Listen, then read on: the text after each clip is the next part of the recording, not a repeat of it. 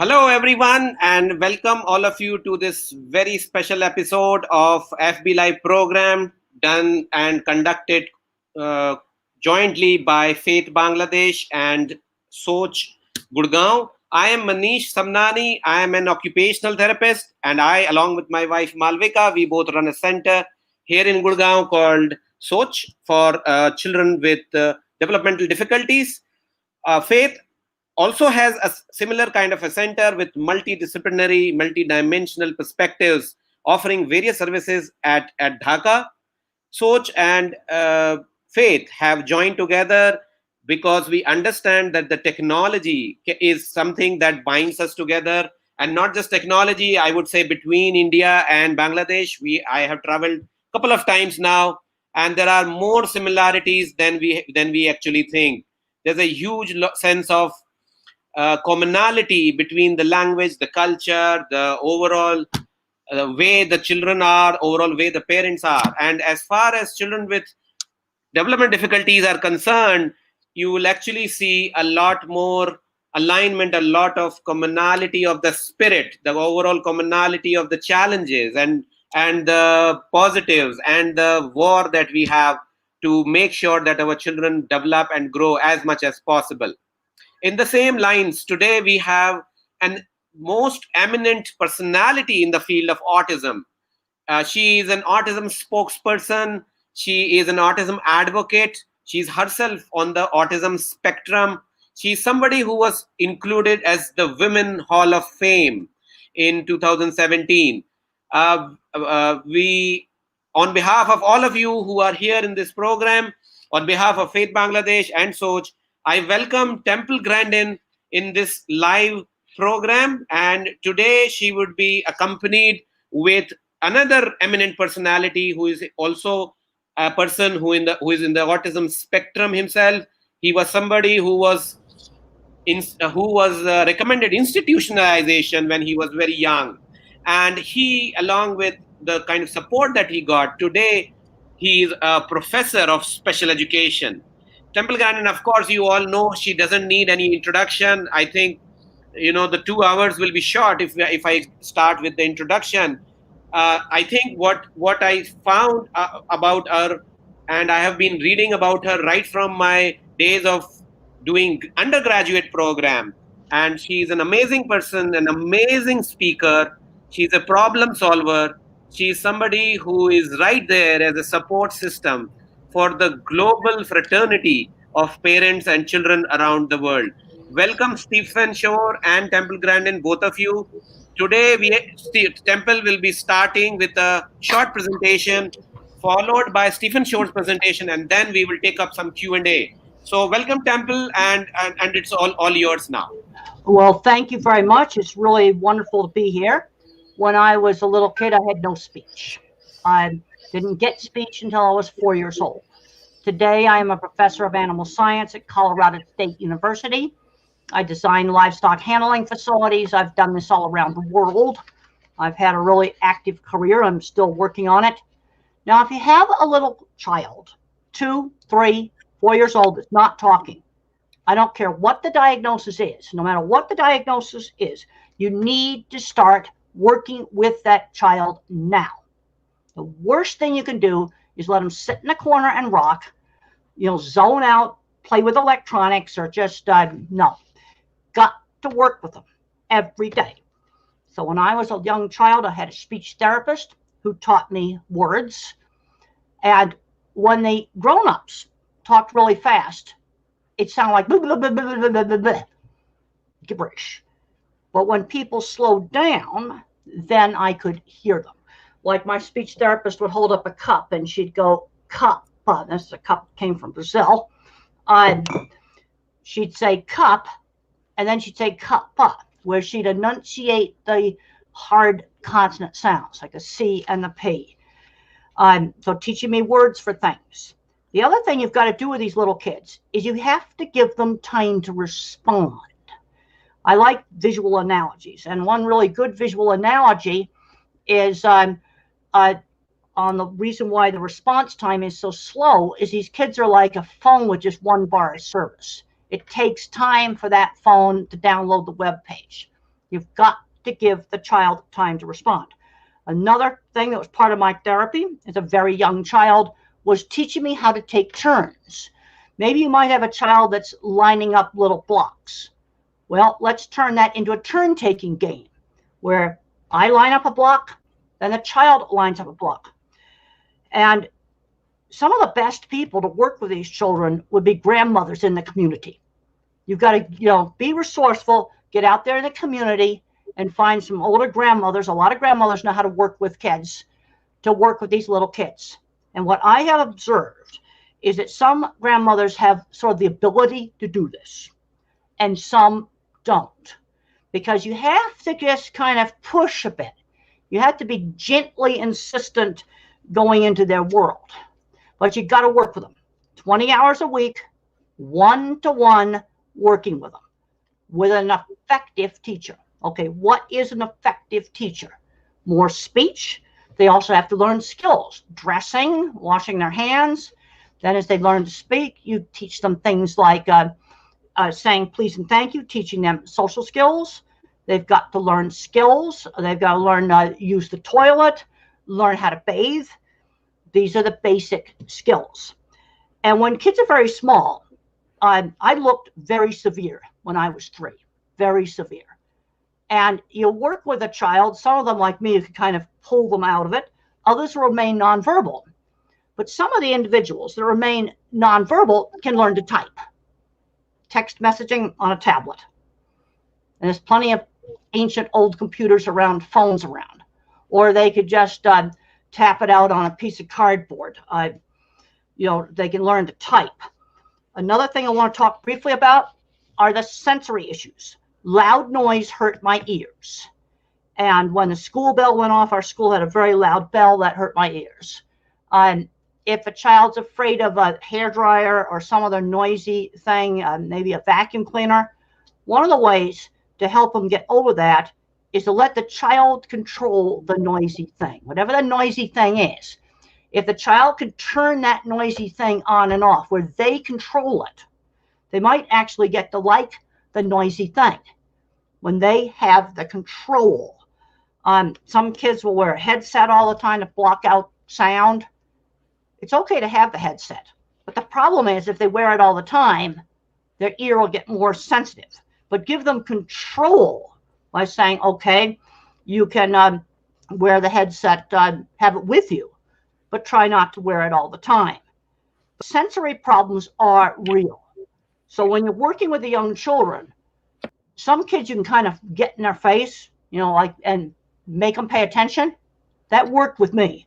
But I want to warn you, there are other individuals that if you do that, you will drive them into sensory overload and you'll make no progress because they will go into sensory shutdown. They're very variable. Some kids have hearing sensitivity. Others might have visual sensitivity. I did not have visual sensitivity. But if a child has visual sensitivity, he may not be able to use certain old computer screens that flicker because they can see the entire screen flickering on and off like a strobe light. And these sensory issues are extremely variable. Now, I know people have heard about my squeezing machine. I was one of the individuals that responded to deep pressure. Some individuals find deep pressure over wide areas of the body really calming. Others don't. You see the deep pressure works for some, and for others it doesn't work. Now, simple ways to do deep pressure would be a weighted vest, a weighted blanket. These are things that are easy to make, and they work best if you put it on for 20 minutes and then you take it off. And one of my best books is The Way I See It. It's a lot of little short chapters, The Way I See It. It's available electronically, so it should be easy to get. Has a lot of little short chapters. You don't have to read the whole thing. It's my most basic book. It'd be good for anyone that's working with young nonverbal children. I don't care what diagnosis they have. The therapies are pretty much the same. And you need to get the grandmothers in the community. You got to work with these kids. So that's the end of my formal comments. And then Stephen Shore's got some comments. And then we're going to just open up everything for questions. One other thing, develop a child's strengths. I am a visual thinker. If you watch the HBO movie Temple Grandin, it shows how I think visually. I see pictures in my mind. Another kind of kid might be very good at mathematics. It's a different kind of thinking. And the mathematics kid needs to be given harder math. My kind of mind needs to be encouraged in art. Also, a lot of people with my type of mind, visual thinking, are very good at mechanical things, fixing motorbikes, for example. They'd be very, very good at that because they can visualize everything on how a motorbike works. They can be the best motorbike mechanic around. And that's a skill that other people want. Even if somebody's nonverbal, if they can fix motorbikes, people are going to hire them. So develop the strength that they're good at. Others are good writers. Take the thing the kid is good at and then try to turn it into a career. Learning work skills. There's all kinds of places. You can go into little market stalls and a child could help out with one of the vendors and start learning how to work outside the home. That's another big problem I see is kids are not learning work skills. When I was a teenager, I took care of the horse barn. And I was in charge of a horse barn, basically, when I was 15. And that taught me work skills.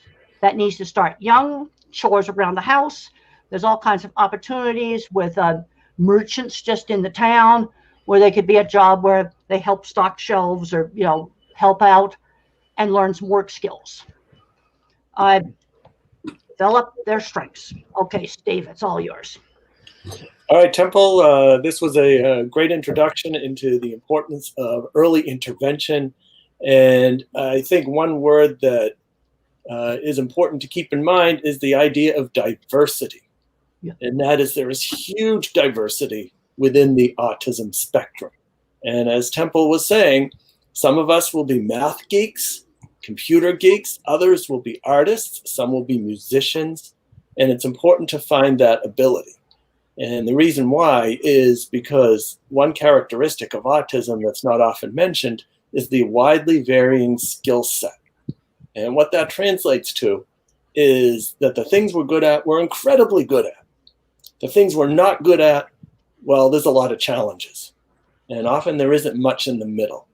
And that shows up formally in assessments such as an IQ test, where you'll see some subtests are in the 99th percentile and other subtests will be like in the 10th or the 5th percentile. So for me, like Temple, the doctors recommended institutionalization. But fortunately, my parents, like Temple's mother, and we see so many parents today, increasing numbers of parents in Bangladesh and India, advocating for their children. And my parents said no, and they took me home. And they convinced the school to take me in about a year. And it was during that year that my parents implemented what we would today refer to as an intensive home-based early intervention program. And this was a program that emphasized music, movement, sensory integration, narration, imitation. And that's just today's terminology. In those days, the concept of early intervention didn't even exist. So what did my parents do? And it was mostly my mother. Well, first she tried to get me to imitate her. And imitation is a time-honored educational strategy. It works most of the time. But for us autistic people, we may have difficulty with imitation. So she flipped it around. And then she imitated me. So if I was flapping, she was flapping. If I was making some sound, some strange sound, she made it too. And what she did is she used that to create a relationship. She came into my world, and then she pulled me out. And that is what worked well for me.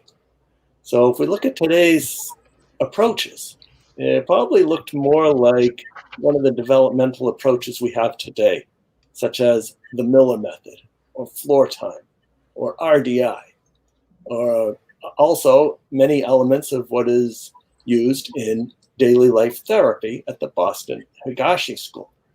So with the work that my parents did, speech began to return at age 4. We often hear about the incredible strengths and interests that autistic people have. And for me, my parents found me taking apart a watch with a sharp knife at age 4. I would pop open the back, extract the motor, take out the gears, spin them around. We love things that spin. Put it all back together again. The watch still worked, and there weren't any pieces left over. So incredible fine motor control to take apart a watch. But where does that fine motor control go when it comes to penmanship? And that's an interesting question that occupational therapists have to work with. And while there are some neurological hints as to why this happens, what it does describe is the sharp lines of delineation that we see between ability and the disabilities that autism can give us. So while it is important to use a strength-based approach, to be asking the question, what can the autistic person do? We also have to be mindful of the challenges, because if those challenges didn't exist, we wouldn't be here trying to figure it all out. So they must be addressed. And we can look at them as barriers that need to be torn down so that the person can be successful in using their strengths. So back to my parents. Instead of taking the watches away because it was kind of a strange thing to do, they soon provided all kinds of other devices to take apart and to put back together again. They made a big deal about my taking apart objects and being able to get them together again. And that's important because many autistic people are not aware of what their strengths are. And by making us aware of our strengths, that helps build a sense of self-determination. Being able to make good adult decisions based on our profiles, our strengths, and our challenges. So I went to that school that initially rejected me at age 4. I got reevaluated. Instead of being considered a psychotic and ready for an institution, I got upgraded to neurotic. So things were looking better in the world. And then it was on to regular school kindergarten at age 6, where I was a social and academic catastrophe. So like Temple, I was bullied for being different, for being weird, by repeating things over and over. I didn't get called a tape recorder like Temple, but I suppose I could have been, because I would repeat things and I would make odd sounds that I heard from the environment. That is how I interacted. However, I had my highly focused interests. So even though I was a grade behind in most of my subjects, the thing I enjoyed about school, in addition to the structure, was that I could go into the library, get all the books on whatever I was interested in. And it might have been astronomy, it could have been weather, electricity, earthquakes, volcanoes, whatever it was. I'd read them. I'd take notes, copy diagrams, read them again and again, then bring them back to the library and get a book on books on different subjects. And I remember thinking in grade school, isn't there more to school than sitting in the back of the room, reading my favorite books? I'm very happy to do it, but shouldn't I be reading in groups or doing math with others or something? And I think what it translated to is that teachers didn't know how to reach me. But at the same time, since I wasn't a behavior problem, they just left me to my own devices. And in those days, it was probably for better rather than for worse. In 3rd grade, I had a stack of astronomy books on my desk. And the teacher told me that I'd never learn how to do math. But somehow I figured out just enough math to teach statistics at the university level. These days, increasing numbers of educators would notice a special interest like this and find a way to teach mathematics through astronomy, through the highly focused interest, and working with as opposed to against the autistic characteristics. And an example of that might be, suppose we have a child who is having difficulties in math, but they live to use a flight simulator on a computer. And commonly we might think, okay, the flight simulator is a powerful reinforcer. If you do your math for 20 minutes and you do what you need to do, then you get the flight simulator as a reinforcer for the last 10 minutes. However, that's kind of working against the characteristics. I think what might be better is to find ways to teach mathematics through flying airplanes, because that's an interest. And now mathematics becomes intrinsically reinforcing.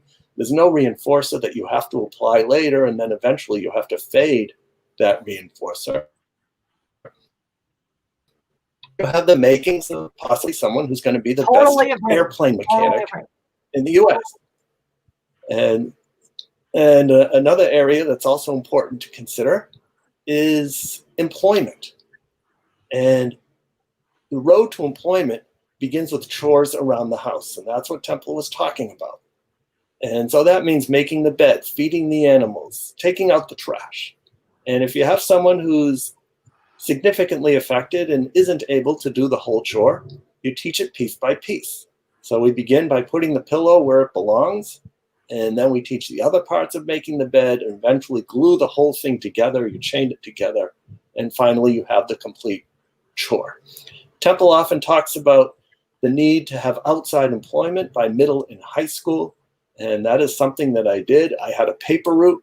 A paper route was an excellent business, a complete business in miniature. It's kid-sized. You have the responsibility of needing to do it every single day, whether you want to or not, and you have to perform at a certain proficiency so that you keep your customers and you don't lose them. These days, not too many people are delivering papers, but there are other ways that people can make money outside of the house. Where I lived and where Temple lived, it would snow in the winter, and that was great because school would be canceled, and I would go out with a shovel slung over my shoulder, and I'd spend the day shoveling snow for people and come back with a good chunk of money doing so. So building that work ethic.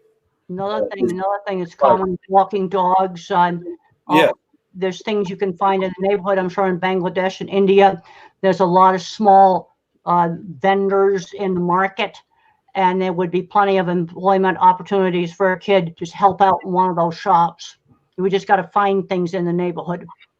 Yeah, exactly. Yeah, I think so. Yes, I would completely agree. And we are, in a way, it is an area which is still to be developed in this regions of the world. That the go out and work vocational aspects are still not very well developed and researched, actually, because it has to be something specific to our culture as well. Absolutely, yes. So there's, for example, if I was born in Bangladesh or India, one thing that I've noticed in both countries is that there's often these little bicycle repair shops that are set up on the side of the road. And you see somebody with a bicycle that's upside down and they're changing a flat or something. And if I could have gotten involved in that, that would have been great, because in middle school, bicycles also became a highly focused interest. And I got it to a point where I could take a bicycle apart down to the ball bearings and get that back together again. And speaking of middle and high school, well, you don't need to be autistic to have difficulties in middle and high school. But for me, it was actually easier for two reasons. One, I figured out that using words instead of sound effects from the environment really helped with social interaction. And then two, I was able to engage in my focused interest of music. And now I had a structured activity to mediate my interactions with others. So those specials classes, as they call them, music, shop, art, physical education, these are often courses where autistic people and others with differences can excel, even if they fall flat in academics. So I got so fascinated with music that I got it into my autistic head that I needed to learn how to play all the instruments. And I'd spend hours in the instrument closet, figuring out the different instruments, taking them apart, of course, recombining them in ways where there'd be three instruments combined into one and should never have seen the light of day. And then when I heard that a requirement for a degree in music education in college was that you had to learn all the instruments, well, what could be better? And that's exactly what I did. And I got my bachelor's, master's, and all of my doctoral coursework in music education And just before I was starting the dissertation, I got more interested in autism. So I defected to the School of Education and got my degree in special education. And now, as Manish mentioned in the introduction, I am now a professor of special education at Adelphi University. Pre-pandemic, I was traveling the world to about a different country every month to talk about autism and writing books on the subjects. I have a number of books, not as many as Temple, but I got some, including my book Beyond the Wall, which is just about completely finished with its translation to Bangla. So that should be available soon. And here I am talking to you and talking with Temple. And in closing my part of the presentation, I think it's important to be aware of the abilities, the strengths of autistic people, and then provide the supports that are needed in order so that we can access those abilities. I just want to make a comment. I looked at one of the questions that came across on the chat across the bottom of the screen about how do you find out what kids' skills are. Usually you can just watch. My art ability showed up around 7 years old. Well, then give the kid art. Okay, getting interested in something like fixing a bicycle or fixing a motorcycle. If the child is around people that do that, then there's the opportunity to see that they might have a talent in that. Then there'd be another child with autism that's more of a word thinker. He's not going to be interested in fixing bicycles or motorbikes. In order to find out what the child is good at or might be able to do for a job, they've got to be exposed to enough stuff. One of the problems we've had in some of our schools is they took out a lot of the hands-on classes like shop and cooking and woodworking, things like that. And then a child has no way of knowing that he would be good with mechanical things. A child has to be exposed to mathematics to find out if he's good at it. And if you have a child that's good at math, then move him ahead into higher math. I'm not suggesting taking an 8-year-old and putting him in high school, but give him the high school math books. Don't make him do the baby stuff. But you've got to expose kids to enough different things so that they can show where skill is or show where interest is. I get asked, how did I end up in the cattle industry? I was exposed to it as a teenager. Another thing that's holding a lot of kids back at home is not learning how to drive. And there are some issues with multitasking. I learned to drive out on a ranch where I was going on 12 kilometers a day of dirt roads, where I could learn in a very safe environment before I did traffic. It's going to take longer, but having a good career, driving was essential. No, we need to start out in deserted, empty parking lots at stadiums, places like this, and have a much longer period of time of learning how to operate the vehicle before you do traffic, because there are problems with multitasking. It will take longer to learn, but they need to learn. It took me a little longer to learn how to ride a bicycle. But these are things that we've got to teach. And I'm just going to have more practice doing it. I'm sure all parents are very, very aware. In India, I work with parents and families very closely, and I know that they actually have identified a lot of abilities in the child.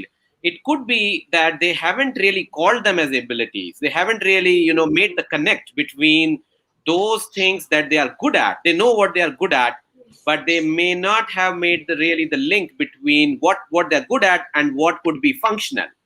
So it's not that they haven't identified it. I see a lot of them identifying it, but the way they might be looking at as of now, it may not be making sense to them as a skill or as a future skill probably. So well, I think I took my ability in art and turned it into my work, doing designing. I'll show you some of my drawings right here. Here are some of my drawings, and that's architectural drawing right there. Yes. It didn't focus. Amazing. But the way I sold the jobs is I showed people my drawings. This is in my book, Thinking in Pictures. So designing buildings, that's something, that I could do. That's a skill other people want. I'm the visual thinker. Another child might be the mathematical thinker. or somebody else gets exposed to somebody taking a bike apart and fixing it, and the child gets interested in that.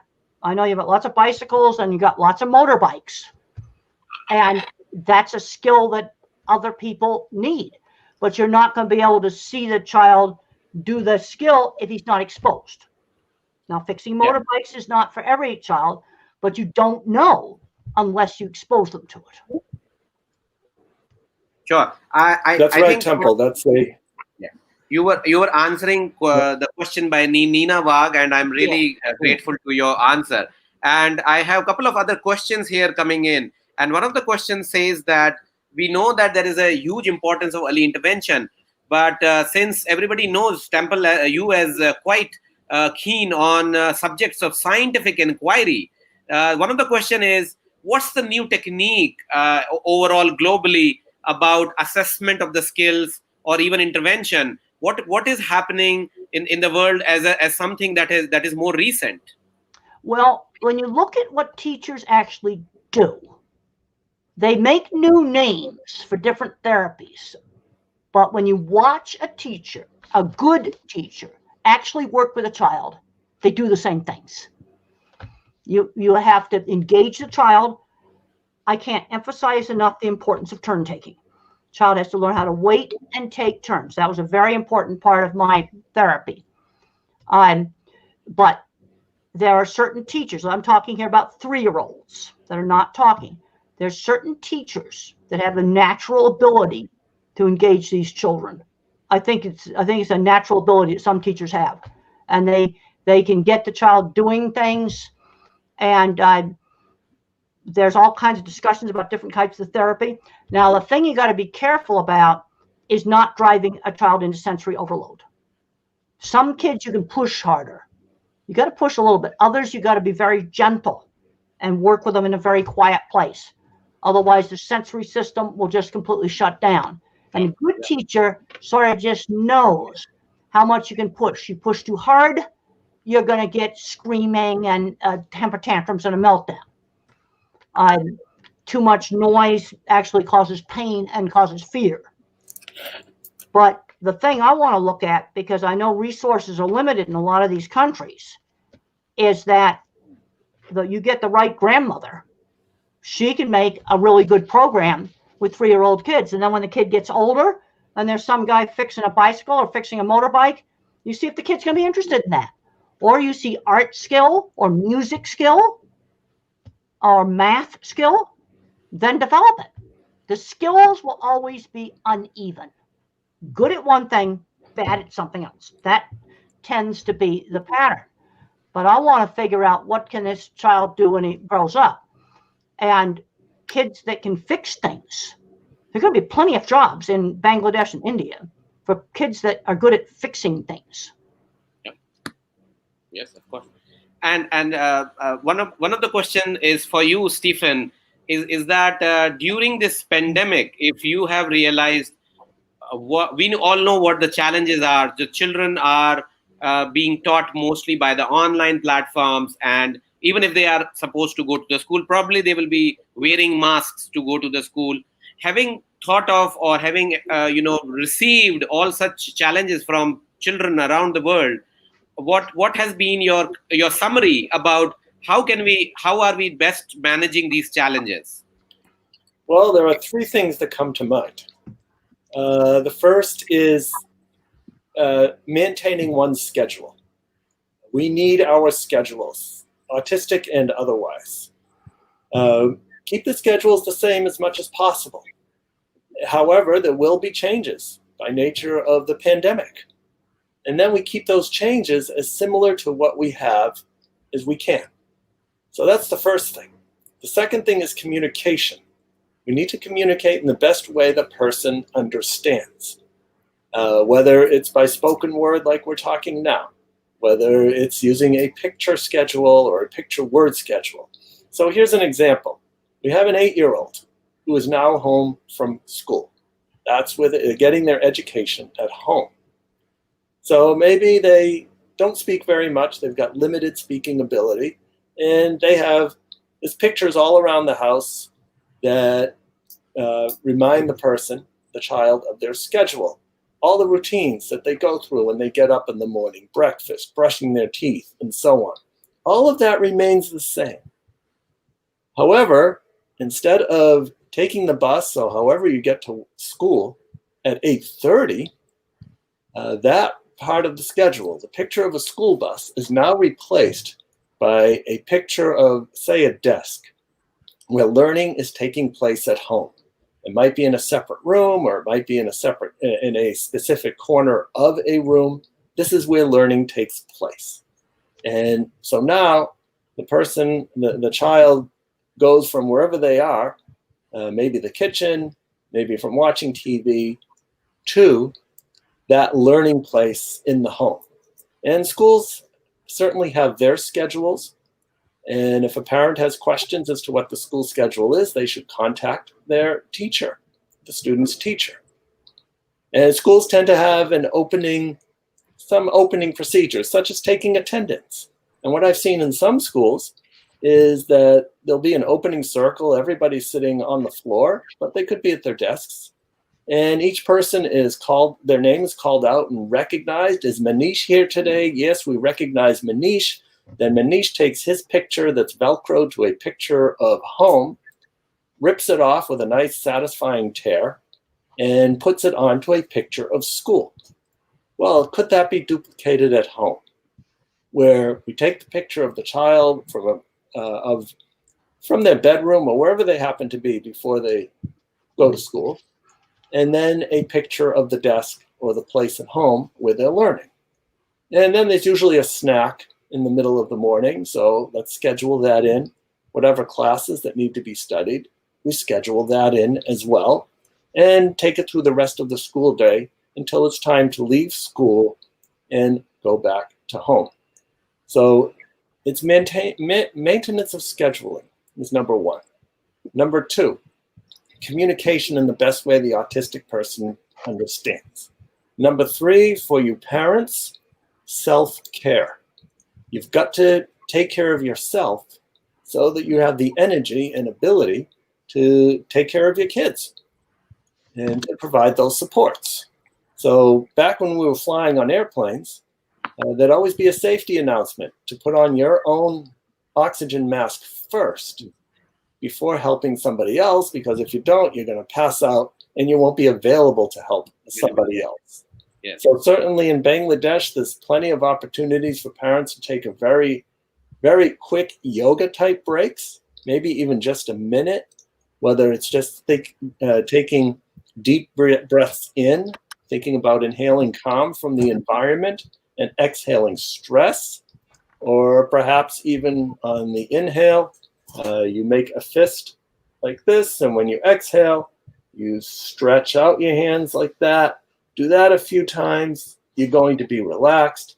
And you can even do the same thing where you breathe in, press your hands together, and when you breathe out, you pull them apart.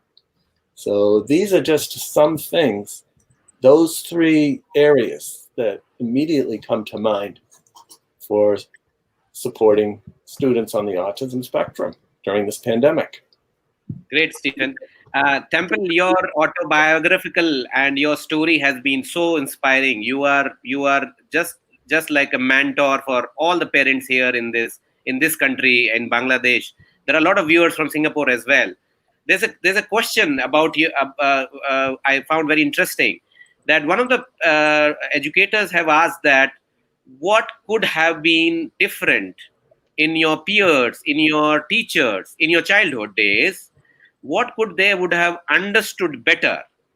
What could have been different in their understanding that you hoped, that you wished was there in your childhood? Well, the main thing when I was really little, nobody understood sensory issues. That was probably the biggest thing. Now, I want to answer two questions I saw come across on the text. Sure, please. The first question involved language. Why do you have language problems? Well, there's three things that cause language problem, whether it's autism or whether it's some other label. And the first is the child that doesn't hear clearly, even though they're not deaf.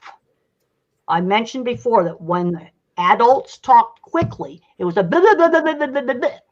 and I couldn't hear what they were saying. Hmm. That's why it's important to slow down. That's called auditory processing disorder. Yeah. And you have a child that never learns to talk, but he might make sounds where he makes the vowel sounds. Like, for example, for the word food, he might go, ooh, just doing the vowel sounds. So the problem with not hearing incoming speech, even though they're not deaf, there's two different things. Deafness, when they measure for deafness, that's auditory threshold. That's the ability to hear a faint sound. Auditory processing, you're not hearing the detail of the sounds of words. Okay, another problem is expressive. I had problems with this, getting my language out. It was like a big stutter. I knew what I wanted to say, but I couldn't get it out. So you've got to hear it clearly, or you can't get it out. That's two things. The third thing is the kid that repeats everything. In other words, they may memorize an entire movie script, but they have absolutely no idea what the movie script means. So they're speaking nice, clear language. So what you might want to do is get some phrases from that movie and work them back into the real world. So they will start to use it. They can see that language is useful. You see, they're just repeating it back. They don't know what it means. So those are the three ways that language can be messed up. There was another question on there that I got to answer. That was about a child that's showing talent and ability in computer coding and programming. But, Okay. Yeah. but he's getting Yeah. problems with not being able to do the rest of the school curriculum. Well, one of the advantages of the computer industry, it's what's called a no academic barrier of entry industry. Industry I went into with livestock, it's the same thing. And if you're a really good coder and you show your portfolio to a computer company of some of the code you've written, they'll hire you. They'll do that in the US, they'll do that in India. You might want to start a LinkedIn page or some other page to go in a computer forum and start showing some of your code off. And you could go right straight into a job. That's one advantage you've got in the computer industry, is it's an industry where you can sell your work by showing a portfolio. That's the way I sold jobs. I simply showed people my drawings. I showed them photographs of things I designed, and people became interested in that. Stephen Shore, when he started out, as soon as people found out he could fix bicycles, yep, people come to him. That's a skill that people want. So, that's, if the kid's super good at coding, I would just develop the coding and try to get him do some freelance coding. When you get good at doing it, you're gonna get hired. There's a lot of back doors into good jobs in the U.S., and I think this is probably true in your countries too. Half of all really decent jobs, professional level decent jobs, are through the back door. You get them through, somebody that knows somebody that works at a company, and that gets you in. Now, there's a scene in the HBO movie where I go up and I get the editor's card, because I knew if I wrote for this particular farm magazine, that would help my career. I saw that as an entry. That's a very important scene where I get the card. And a lot of people don't see these doors. I can't do algebra at all, but I've done a lot of engineering work. And one of the reasons I did it in the livestock industry is I didn't have to have an engineering degree. And I talked to a mom, see, my mind thinks in specific examples. They're building these big warehouses now. They have them all over the place for online buying. They call them fulfillment centers, all full of conveyors, all full of mechanical equipment. And I had a kid who was a genius at fixing things, but he couldn't graduate from high school. I said, what do you do? I said, you get a job in that Amazon warehouse. Now you work your butt off, working every job in there. Then you start to fix stuff. You know what you could do 15 years later? Design the new warehouse. I have seen that career path in my industry, where somebody comes in, they get jobs on the line, and then they end up in the maintenance shop, and then they end up designing the new plant addition. I have seen that career path. I call it the back door. And a lot of times people don't see it. You know, the front door is doing it the education route, but there's also a back door. But you better be ready to work hard. You can't walk into that warehouse and just start telling them how to build stuff. You better do every job in that warehouse and do it well. You got to work your butt off. Then when something breaks in there and you fix it, then you're the hero. Sure. Thank you for picking up. I look at that. I drive by those warehouses and I'm thinking, what if I was a kid today and I couldn't graduate from high school? I'd go right straight to one of those fulfillment centers. That's where I'd go. My goal would be to design in the future, 15 years from now, I'm designing the next fulfillment center. That's what I would do. Sure. Thank you for picking up those questions by Dorita and Anamika Singupta. Another parent, Manisha Acharyapadi, has asked about, and any of you could answer this, whoever can throw some light on about that. We see a lot of behavior problems actually increasing during this lockdown pandemic. You could say there's a sense of understimulation to children because they are all at home. So if parents see a relative increase in the behavior issues, what could you suggest them? Any of you? Well, okay, we'll just make it real quick. Get myself on a schedule. I got to get up, get dressed for work. Don't be lounging around in your sleepwear. You got to get up in the morning, get dressed for work.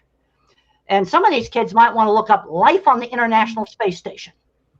And one of the things that NASA learned, also the Russian Space Agency learned the same thing with their space stations. You got to be on a schedule. They have a midday meal where everybody eats together. They have scheduled chores, scheduled exercise and work. And then they also have scheduled free time. Got to also have scheduled free time. Because when the first space stations went up, they had a lot of trouble in them. Anger, turning off mission control was one of the things that happened. And people living on these remote research stations like in the Arctic, they learned the same thing. A schedule, people have to have together time, away from each other time. And yeah, it isn't easy. And Sure. I haven't done any travel since March 12th. I mean, that totally turned my life upside down. So I'm working on writing now. I'm working on a new book on why visual thinking is important. Another parent, Kavita George, has asked a very good question, and she says that what about those children where the parents are doing too many things? That the parents might be doing a lot of things at the same time in order to, build up the skills that we say that we need to build up all kinds of skills, and they're doing too many things, but they may not have given enough time to develop a particular ability or kind of express the ability from the child. Would there be an advice for that particular thing? Yeah, I think you've got to slow things down and you've got to observe.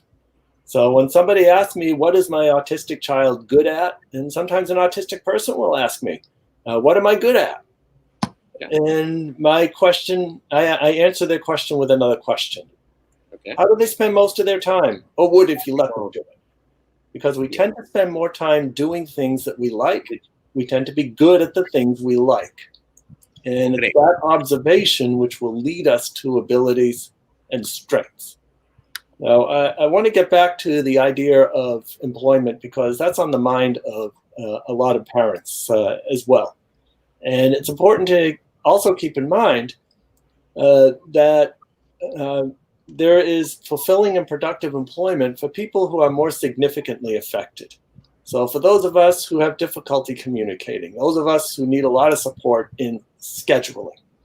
And this brings to mind of someone I know of in Florida his special interest is folding freshly laundered clothes out of a dryer. And he folds them quickly, perfect creases, and that's just what he loves to do. And I know so many people who would like help with their laundry. And he would be more than happy to help you with your laundry too. However, you have to pay him to do it. That is his job.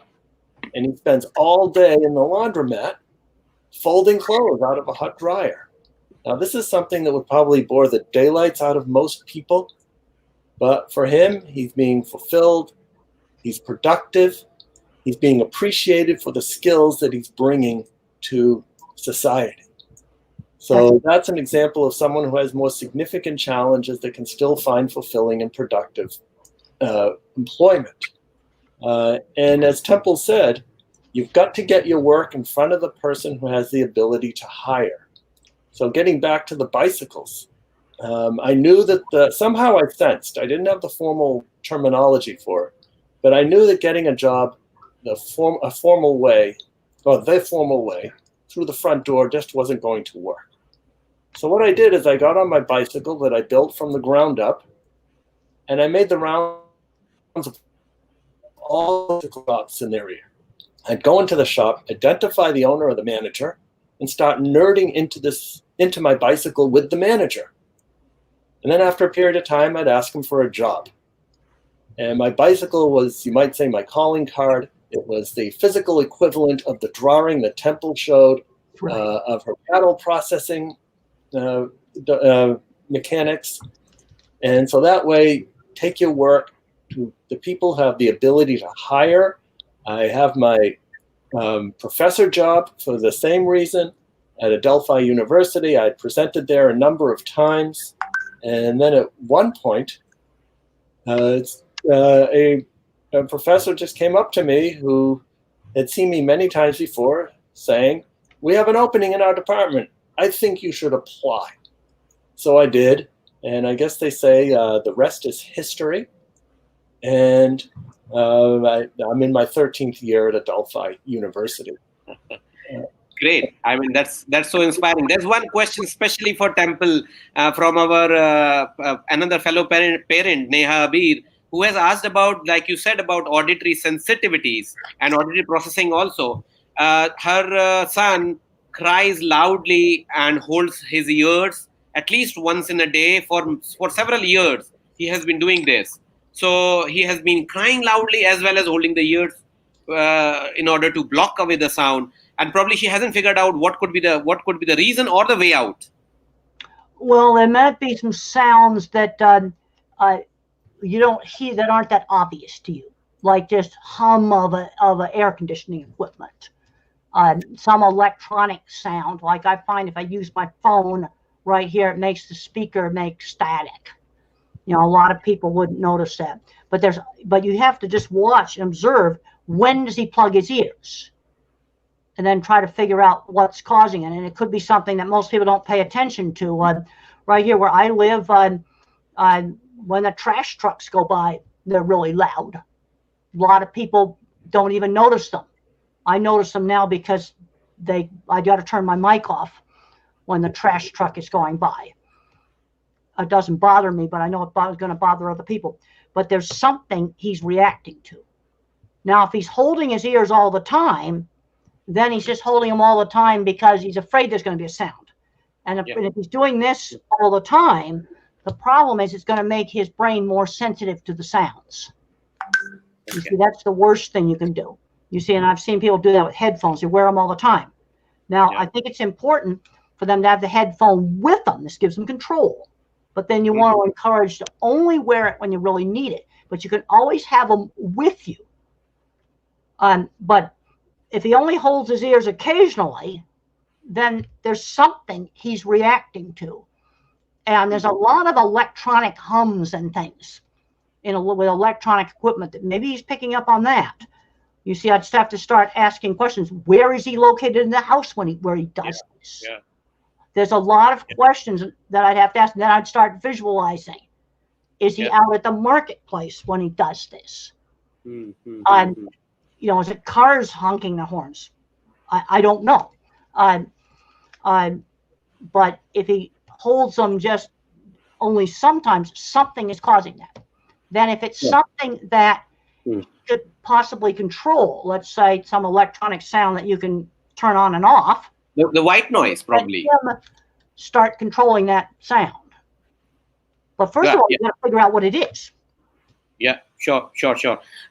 We have another fellow parents, Shubhra Gupta and Madhusudan Srinivas, who are a firm believer that their son, who is 27-year-old, can actually get a lot of benefit by the hug machine that is so commonly associated with you, and you being the invented that. What we want to know is, if we have to have an access to a hug machine, how can we Is that something that is still possible? Is it available in any form? Well, Whether you can buy it online from the Therapen Corporation. It's extremely expensive. There are drawings online. It's not simple to build. Use keyword squeeze machine to find, type in drawings, squeeze machine. But there's other ways to do deep pressure that cost a lot less money, like rolling up in carpet or wearing a weighted vest. You can do these other things. Some people like tight garments, like leggings that are tight, or ballet leotards that are tight, or bicycle shirts that are tight. And these are things that are easy to get. And I'd recommend, doing these easy sorts of things, doing that first. Oh, yes, of course. I mean, we have been using deep pressure and squeezing in all our occupational therapy sessions. We are very big on a deep pressure. We call it a deep pressure program. Okay. Yes, we call it a deep pressure program. We train the parent. We tell them that how much pressure to apply, and it is almost always that the parents usually are too cautious about applying pressure. I have to always teach them that it's not that the child would need a pressure that would be of his age and stature. Their sensory needs can be high enough to actually seek pressure as equal as massaging an adult. Yeah. So the intensity of pressure is such. Well, one thing on a squeezing machine, I could control it. But the problem with the squeeze machine is not simple to build. I mean, it works with an air compressor, and you've got to really have some building skill to build it. And I figured out how to make the air cylinder work and all of that stuff. And there are drawings online for it. Use keyword squeeze machine, not hug machine, squeeze machine. Find the drawings, but they're not simple. You're gonna. Now somebody is really capable of fixing bicycles. They probably could build it, and then get somebody good at carpentry to work with them. It's really important to follow the drawings exactly on things like the sizing of the air cylinder, because you could get too much pressure. There's other ways to do pressure that also work. Conceptually, it just develops the self-regulation, because the control is with the child. The kid can control it. See, I could work the controller and control the amount of pressure. When I was a little kid, I couldn't stand people hugging me, and squeeze machine actually helped get me desensitized to that. Again, it gets back to controlling the thing. The other big issue is visual processing sensitivities. There's some kids that when they go to read, they will see the print jiggle on the page. So a really, really simple thing you can do is try printing the schoolwork on different light colored papers, like light gray paper, light lavender paper, really pale colors. Like, for example, in this book right here, I've got, like you can see real pale lavender there. You see, you want to use the pale colored papers, not the dark ones. You could try tan, light lavender, and let the child pick out the paper. I have seen that save school careers. Now on reading, some kids are going to learn phonics. I was a phonics learner. Another kid's going to be a sight word learner. Use the method that works. That's the important thing. I'm still a phonics learner when it comes to spelling words. Sometimes I got to sound them out. And sight words did not work for me. But visual processing problems can be a problem. And then a lot of people that remain nonverbal, they're living in a world where sensory's jumbled. And a really good book is Tito Mukhopadhyay, How Can I Talk If My Lips Don't Move? He's from India. How can I talk if my lips don't move? And he describes jumbled up vision, similar to a bad satellite dish, a bad internet connection, pixelating, buffering, hearing that's cutting in and out. And one of the reasons why nonverbal individuals touch and smell things is because those senses actually still work. Those senses are simpler. The circuitry of the senses is simpler, and they actually still work. And Tito, How Can I Talk If My Lips Don't Move? Then there's the book, The Reason I Jump. The best one is the sequel to it. when Noki's older, the sequel to The Reason I Jump. These are books written by people who type completely independently. Nobody's holding on to their wrist, so we know that they wrote it. Sure, Stephen. I have I would like to tell both of you that I am so thrilled to get this sensory component and perspective being put in the center of so many things, because I myself, being an occupational therapist, I use sensory integration as a therapy, as an intervention, day in and day out. So you cannot imagine how thrilled I am to see how both of you, being on the spectrum, having seen all the challenges, have such a recognition, such an appreciation for the fact that the sensory issues could be the key thing here. Having said that, there's a question by Dr. Sujata Misal, and she says that if there is someone who is 20-year-old and he has obsession towards smelling pillows, and also something about affinity for certain specific people because they might speak a particular language.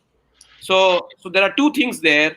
One is smelling as a sensory, probably, but in a 20-year-old, and also about liking only few people because of the language that they speak. Would you have any suggestions, Stephen? Yeah, well, one thing that comes to mind is what about the pillow is he smelling? So it's being a bit of a detective, like Temple was talking about earlier, observing. Go a little more deeply into why these things are occurring, and also why is he attracted to a particular language that's being spoken. And depending upon where that person is developmentally, that can lead to possibilities related to perhaps perfume, maybe something else related to pillows or the texture of pillows, or specifically the pillow covers.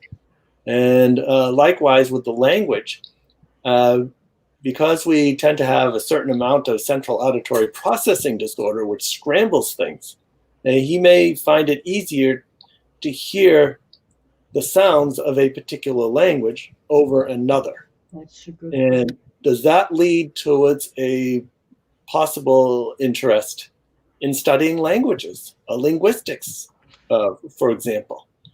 There was another question, and it's somewhat related, that was asked about managing self-regulatory behavior or self-stimulatory behavior.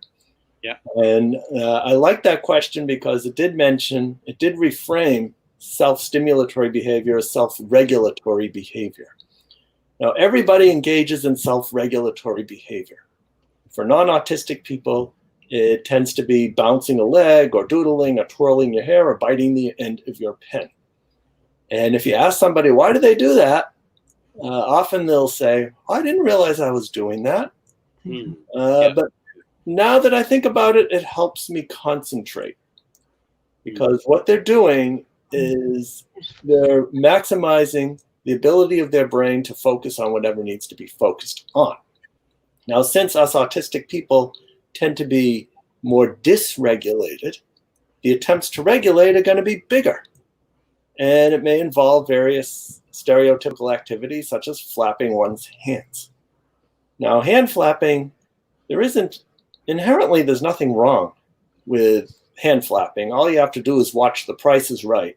And you'll see when contestants are called down to the front, they run down and scream and flap their hands, and it's quite appropriate.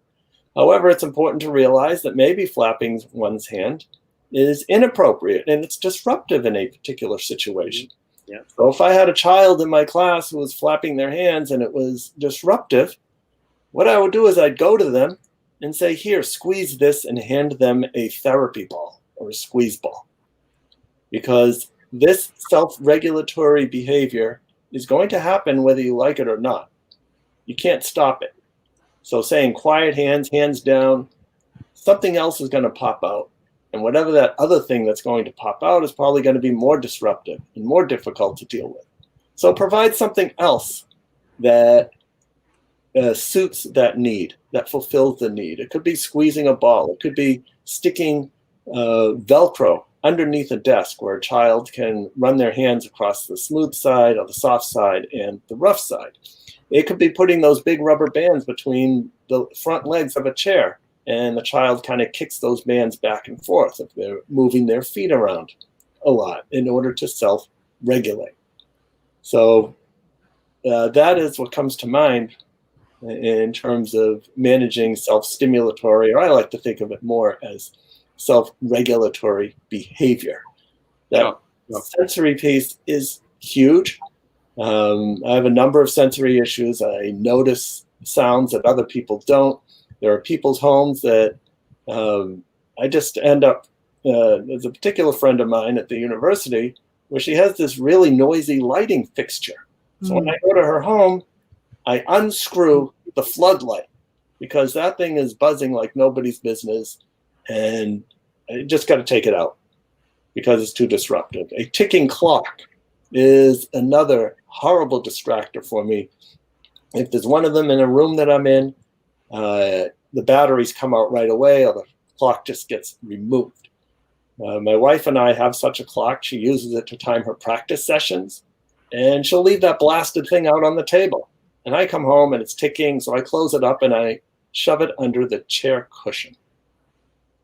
And then I'm gone, and she gets home. When I return, she's mad because she can't find the clock. Where is it? And I tell her, well, it's under the chair cushion. Doesn't everybody put their clock there? Sure. So the sensory piece is Temple, I'm going to combine two questions of 2-3 people here, Ishrat, Munmun, and there are some few other people who have. I'm just joining the thoughts together. And this question is also from Marufa Jabin. It's about how do we teach emotions to children, one, and how do we teach them regulation of these emotions?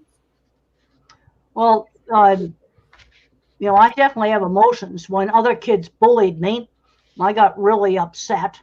And the only places I was not bullied when I was in high school was shared interests. When it gets to bullying, let's get them involved with something that was a shared interest. One of the shared interests for me was building electronic kits. Okay, that was something that, other kids did that. It was a shared interest. The problem I had is that I don't pick up the subtle facial things. I know if somebody's angry or somebody's sad or laughing their head off, but the very subtle things that maybe I've told the same story like 5 times about the same carnival ride and people are sick of it. So I kind of have some rules. I can tell that story about the carnival ride twice and then that's it. But I basically have to learn, sort of like a rule-based system. I'm really, really good at business social. I know how to do that. When it comes to business stuff and things like that I totally understand. And I have a book called Different Not Less, where 16 people that got diagnosed later in life described their experiences. These people all had good careers, but where they had problems was with their relationships. And then when they got diagnosed, then that helped the spouse to understand why they didn't understand certain things. And there's certain complex emotional stuff that I still don't understand. Be out on a job and I go, engineering's easy. It's the people problems that are hard. It's easy to figure out how to design the equipment, get them to operate it right. That's the hard part. And I'm definitely the geek mind. And I think the first thing is people have to understand that people think differently. Like when SpaceX went up to the space station, I totally geeked out. I watched 2.5 hours of live broadcasts of the docking. Most people would not. 2.5 hours, completely geeking out and laughing at where the automatic captioning thing called food puppies. I'm laughing about that. That's total geek out experience. And so I get happy and excited about stuff like the SpaceX going to the space station. Other people get happy about that too, but not the same way. Their emotional life is more relationships with other people. And I had a wife come up to me at airport one time and said that my book, Thinking in Pictures, helped her to understand her engineer husband and saved their marriage. But basically, I just have to learn. You learn to be polite. But there's a certain kind of emotional world that I'm not really in. This is why I put so much emphasis on career, because career has made life worthwhile. Now, one thing that's very worthwhile to me doing a program like this is when I get emails sent to templegrandin.com that, oh, I'm driving a car now because of you, or the colored paper really helped. Something that I recommended really helped a kid go out and get a job, get out, and have a life. That gives me satisfaction, especially now that I'm 73 years old, way past retirement age. I'm still working but I get great satisfaction if something I recommend on this show helps a kid out there to have a better life. I get big emotional satisfaction out of that. And I've taken some of these emails I've gotten and I've put them up on my wall because that's something that I get satisfaction from. And I realized what a geek I was from sitting right here at this computer, 2.5 hours of live docking broadcast. Watch the whole thing. Watched them open the hatch in the space station, and one of the astronauts got really emotional, the older astronaut, and he pulled his polo shirt up and he turned to the wall and he was crying when he came into the space station. He tried to hide it, but I saw it. And I can totally relate to that. That's it's like I am what I do. And right now, one of the things that I do is helping people to help these kids develop their potential and do everything they can do. Let's go back to the nonverbals. There's we have a guy named Jim Ball. He's an autism specialist, and he worked with a guy, nonverbal, who was an institution, and he taught this guy how to make coffee at the local little gas station store. And that gave him meaning in life. He was the coffee man. And he was appreciated for making nice coffee. He always cleaned out the coffee machine. And then it was like the folding of laundry. It gave him a skill that other people appreciated. And then finally, when he went to nursing home, he still served the coffee. That gave his life meaning. This was somebody that was nonverbal that had been in an institution. And people appreciated his coffee. Yeah, that's amazing. And I think today's major themes today of the conversations has been around from the parent side, has been around from the sensory and self-regulation. And we have heard from Stephen a little bit of ideas about self-regulation and sensory and stimming. One of our fellow parents, Ruma Chaturvedi, has asked, and I would like to know a little bit on the same themes from you, Temple, since we already heard from Stephen great ideas about how can a child or how can we teach our growing children a sense of self-regulation, especially over their stimming behaviors. Well, I had places I was allowed to do stimming behavior. I was allowed to do it after lunch, and there was a brass plate that covered up a bolt on the bed frame, and I would spin it around and around and around. And then other places I was not allowed to do it. Some kids are going to need more sensory breaks, so then you schedule them certain times, because stimming calms down the nervous system. But the problem is, if I'd been allowed to do it all day, I would have shut out the world. See, that's the problem. I can remember getting on the swing and winding up the swing and spinning. And it was almost like taking a drug. I completely tuned out. So doing a little bit of that's fine. Then there's other times, I'd be at the airport and I just had too much airport. I just wanted to sit down, zone out, and look at a magazine.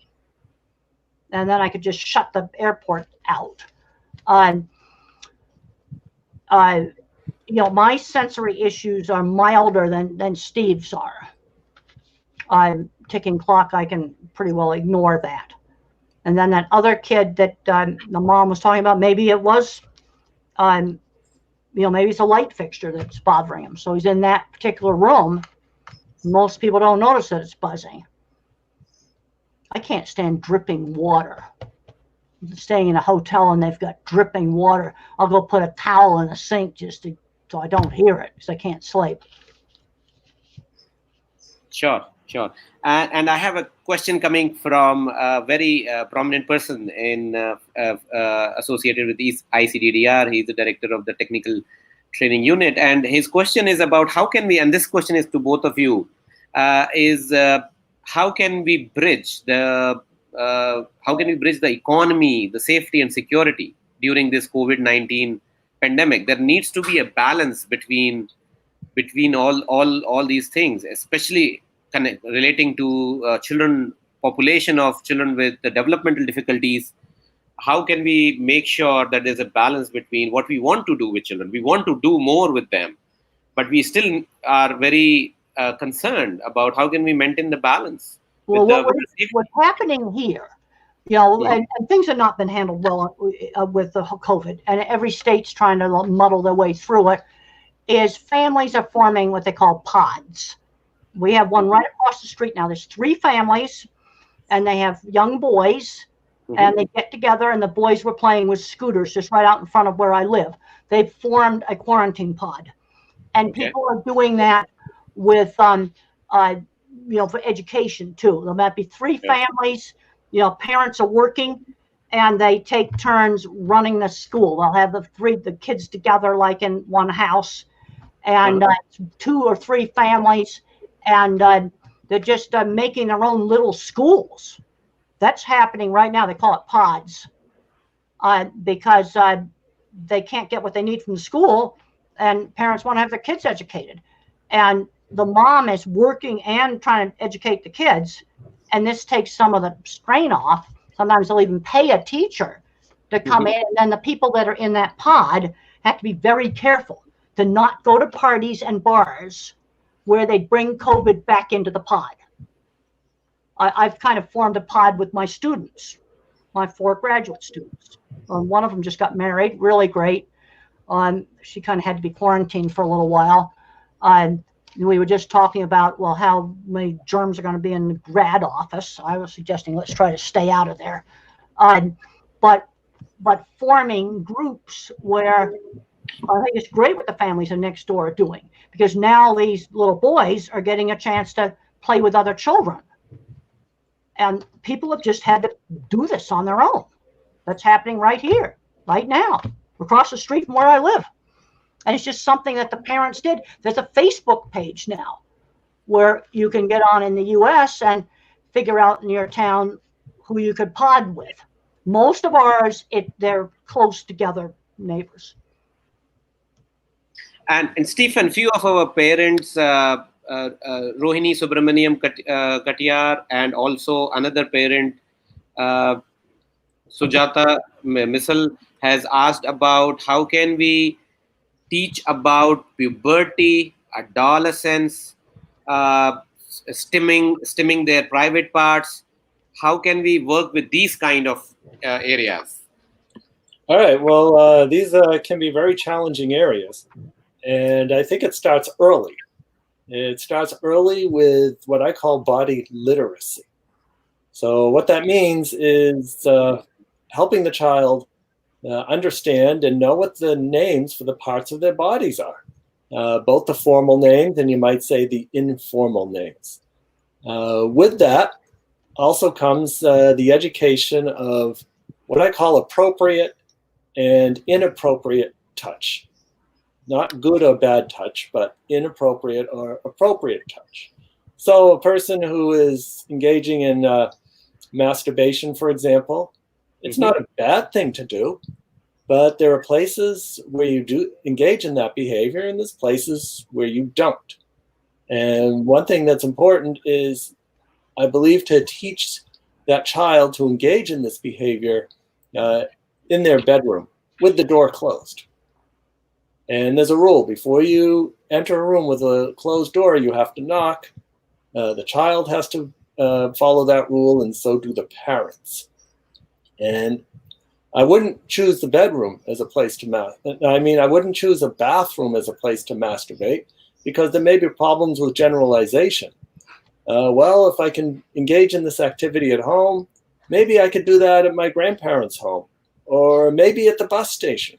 And of course, we can't do that. So one way to think of it is there's a time and there's a place, and teaching that time and place to engage in these activities. I know I've been seeing many questions from parents, and an organization that's helpful, it's a new organization, is called LearnAutism.com. And I'm involved with that organization, and what we do is we're building a library of, you might say, bite-sized videos that are research-based, but are presented in a way that's accessible to parents and educators and others who are supporting autistic individuals. And especially during times of pandemic, that responsibility is going to fall to the parents and to people who engage in pods, just like Temple talked about. And that's something that's becoming popular in the United States. A small group of parents get together, their resources, perhaps they hire a teacher. And like Temple suggested with her graduate students, there's a lot of conversation as to where these parents go. I heard a story about a member of a pod who wanted to go to Disney World. And the others in the pod said, well, it's fine if you go, but do you realize that you're going to have to quarantine for 2 weeks after you get back and return to the pod? Yeah. And the parents then decided, well, maybe we need to visit Disney World another time. Another time, yes. Yes, that's great. That's amazing. In fact, like we are anyhow discussing a lot about sensory, self-regulation, sexual behavior, so stimming private parts. I wanted to share with both of you and also with all the viewers that along with Faith Bangladesh and Soch India, we are actually doing a lot of online consultations where I am giving them some services to understand the sensory needs if they have something specific, some solutions or home-based programs for it. In fact, I have also included under the interventions is like, if a child has stimulating their private parts kind of a thing, but at a younger age, then probably he's doing more because of the sensory input from there. Probably he's doing it more for the sake of it rather than really with the adolescent and puberty, which hasn't really set in. So, and it is all evident in young children. So we are offering quite a bit of online support to all the parents, and they can actually take up they can actually book a slot and consult about the sensory issues, about self-regulation, and also about deep pressure programs that we offer them through the parent given to the child at home itself. So we will continue, and the next question, Temple, is about a little bit about the scientific inquiry again. And this is a question about, can we have if we can do a research, is that something that you look at as a feasibility, that autism children, since there are a lot of visual learners are around, can there be a research to prove that these visual learners can actually go up to a stage of taking up some vocations like designing, graphic designing, any kind of those kind of vocation? Is there a research already, or would you say there's a scope for it? There's research in my book, The Autistic Brain, about different kinds of thinking. The object visualizer, that would be me, and the visual spatial mathematical visualizer. There's a bunch of research, and then if you look at the citations for the papers that are in the Autistic Brain, you can find more research. Now, my kind of mind does art, graphics, and mechanical things, building mechanical things, fixing mechanical things. When I was out in the field on construction, I worked with machinery designers, welders, and drafting people. So I'm going to guess that 20% of the people I worked with professionally in construction in the 80s and 90s were either autistic, dyslexic, or ADHD. And I am saying that absolutely, totally seriously. And one of the things for two of the people I worked with, a welding class in high school. Another person, a drafting and drawing class in high school. Mm-hmm. And they went right into the construction trades and skilled trades, electricians, plumbers, welders, carpenters, A lot of those trades are done by my kind of thinker who cannot do algebra. And I just gave a talk to the honors students last night, and I discussed how we have there's skills that are getting lost. You see, Europe, they still keep the skilled trades. We're importing food processing equipment right now from high-wage countries because we have lost the ability to build this equipment. And it goes back to the schools taking the skilled trades out, like welding, metal shop, taking that out 25 years ago. So we're importing in the 100 shipping containers an entire food processing plant. I think that's very, very serious. And we need the visual thinkers. Yeah, we can't do algebra.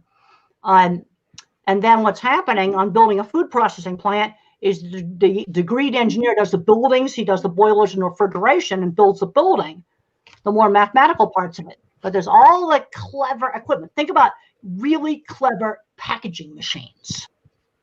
Those come out of the mind of the guy who's really weird working in the shop. You look inside your printer, yes, like my printer broke, one little tiny roller, a lot of little fragile plastic parts, and the inside of the printer is really complicated. That's the kind of thing that a visual thinker makes. Okay, the chemistry in the cartridge, that's made by the degreed engineer.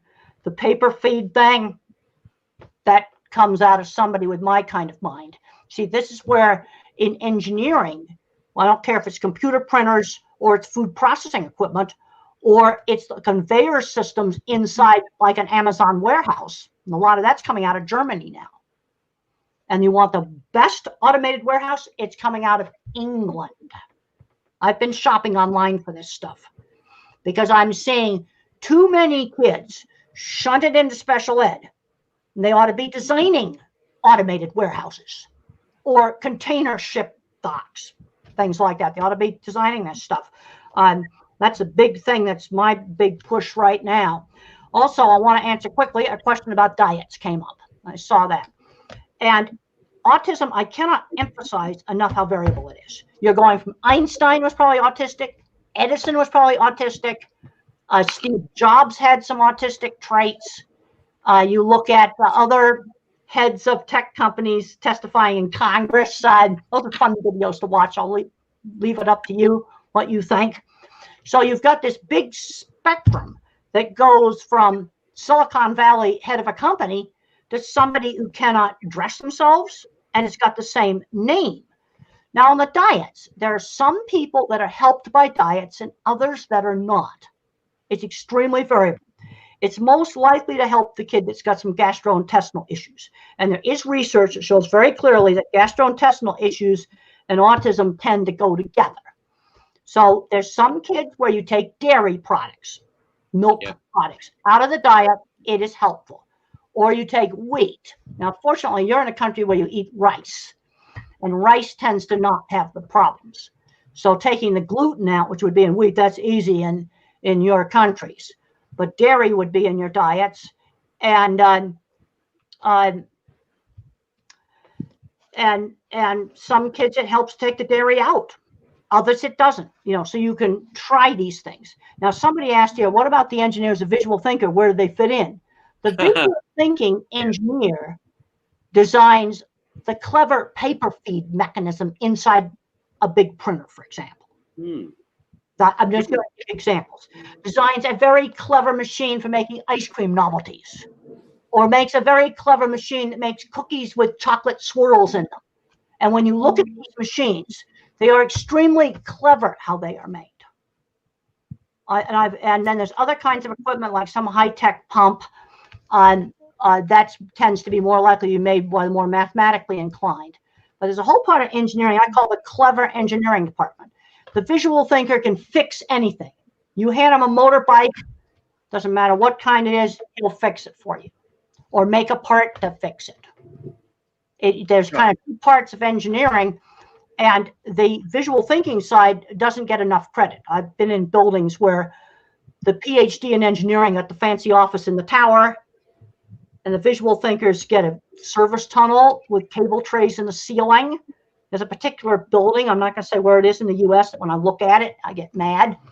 It's a beautiful building, and our department doesn't belong in the basement of the cable trays. I have worked on projects for major food companies all around the world, and you need the different kinds of minds. I went into a research lab, this was about 10 years ago, for fish factory. And some guy had made the most fantastic lab equipment for research on fish with things he just bought at the local plumbing store and lumber yard. I found out he was the janitor and the maintenance man, and he had built all this stuff.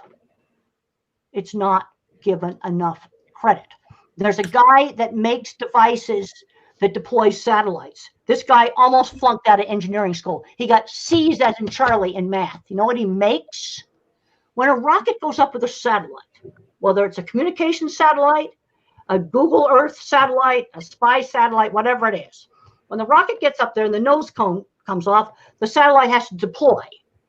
And if the satellite doesn't leave the rocket, the whole mission's lost.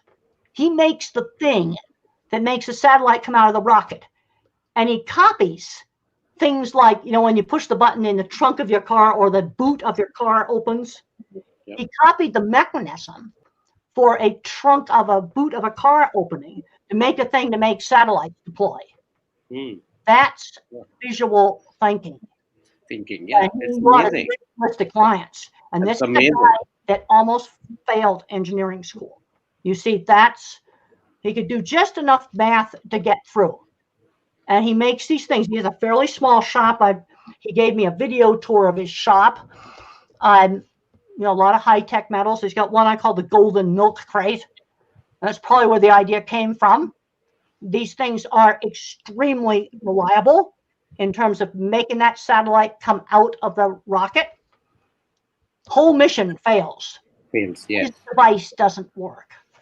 And that's visual thinking. It's part of engineering. And you need the math part. Like my kind of mind, we don't do refrigeration boilers. We don't touch that stuff. We don't understand it. That requires the mathematicians. But the next time when your printer breaks or your big copier breaks, go look at inside all that stuff. That's the clever engineering department. Take something like a Mars rover. Somebody had to make that in a machine shop. It doesn't get given enough credit. It's an eye opener, really. And thank you for taking up that question by Dipali Di Mello. I understand that she told me that she would actually be participating and watching this program along with her son, who has actually completed his engineering degree, and he's on the spectrum, and that's why she did ask you this specific question. And that's completed his engineering, but you're going to have some guy in the shop that's making parts like for the Mars rover. Give that person in that machine shop the credit they deserve. Now, at least in my industry, everybody has a horrible office over the boiler room with a floor that shakes. They put everybody in there.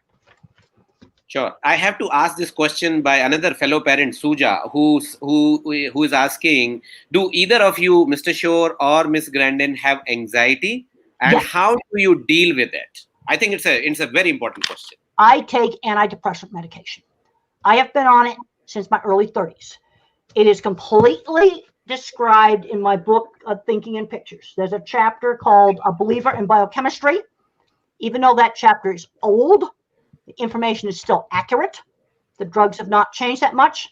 The mistake that gets made when you use antidepressants for anxiety is too high a dose. Oftentimes, all the Prozac you'll need or all the Zoloft you'll need is a starter dose. Maybe even half of a starter dose. Antidepressants save me. And I've worked with other visual thinkers where they were able to get off of drugs and alcohol and all kinds of problems with a low dose of antidepressants. Another thing that really helps me is vigorous exercise. I do 100 sit-ups every day. It took me over 6 months to work up to that. I started out with like 2. And that short burst of hard exercise does more good than just walking. Like walking through the airport doesn't do it. Yeah. Burst of hard exercise. And if I don't do it, I don't sleep.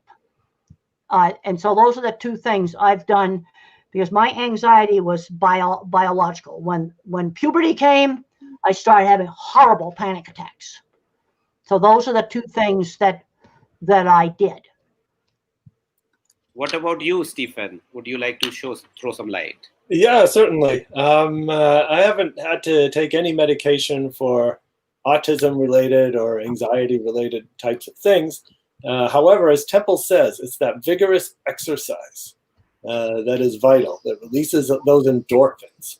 And so for me, that exercise is bicycling. And perhaps that is why I was so interested in bicycles, at least in part. Well, now with the pandemic, we're kind of locked at home. So under the category of keeping things the same as much as possible, I now make sure that I run on my elliptical bicycle at least once every other day. And I do it for about 90 minutes. I put on the TV, I catch up with the news, and I run on that elliptical bike. It registers about 1,300 or 1,400 calories by the time I'm done. I have no idea if that's a true figure or not. It doesn't matter. But that's how I get my exercise on the off days. Then, like what Temple does, it's sit-ups and other related type of exercise to strengthen my core and to keep my back muscles strong. Well, there's a question here that's to me about what my mother did when I was young. I had the very good speech therapy when I was young. And then after I started to talk, I got mainstreamed into a small kindergarten class, old-fashioned 50s. You got to remember, in the 50s, when I was a child, social skills were taught to all children in a much more structured manner. You were taught to say please and thank you. Like if I forgot to say please, mother would say, you forgot to say please or thank you. We'd be sitting at the dining room table, and if I reached across to get the rice, mother would say, ask your sister to pass it. She'd give me the instruction. She didn't scream no if I reached across the table. She'd give me the instruction. Really, really important.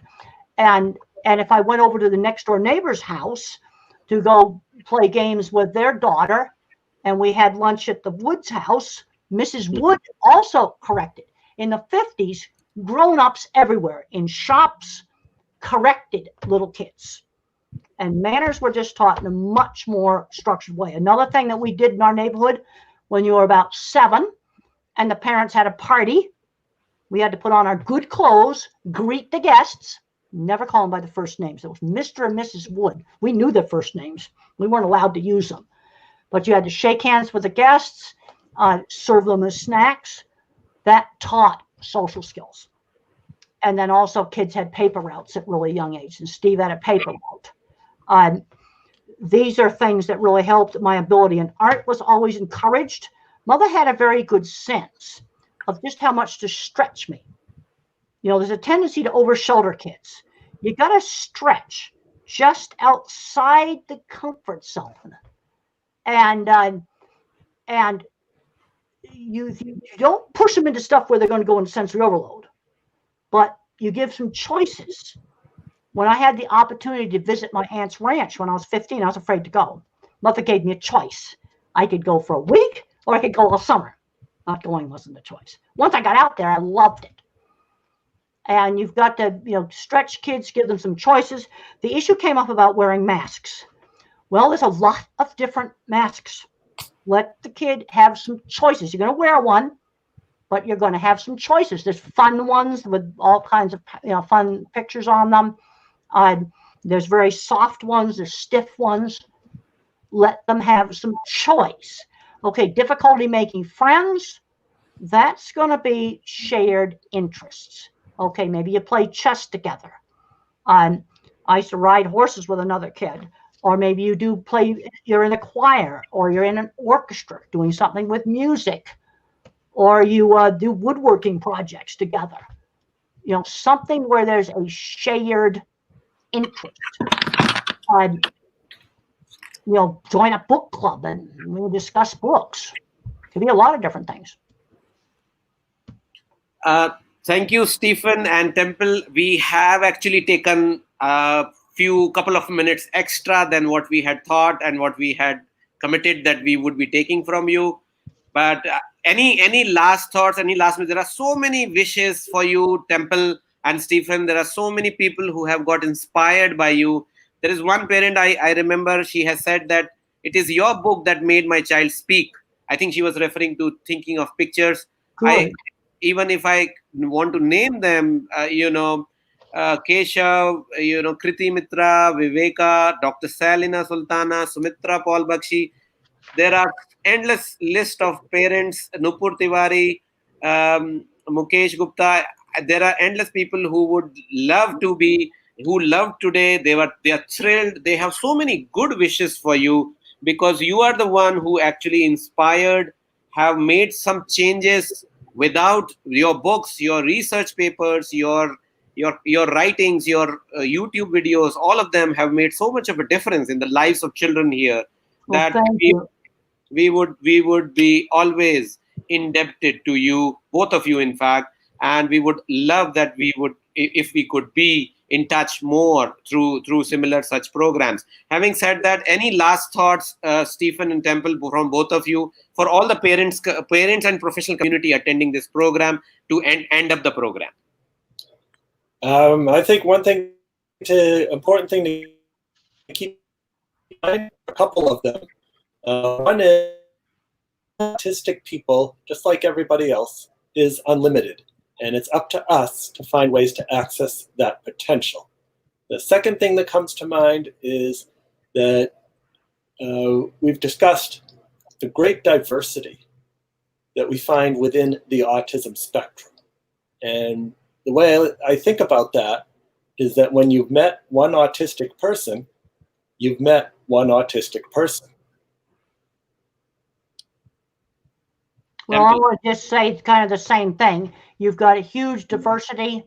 I've worked in a construction engineering type of field where I work professionally, visual thinkers that I know are autistic, with more mathematical engineers that were probably autistic.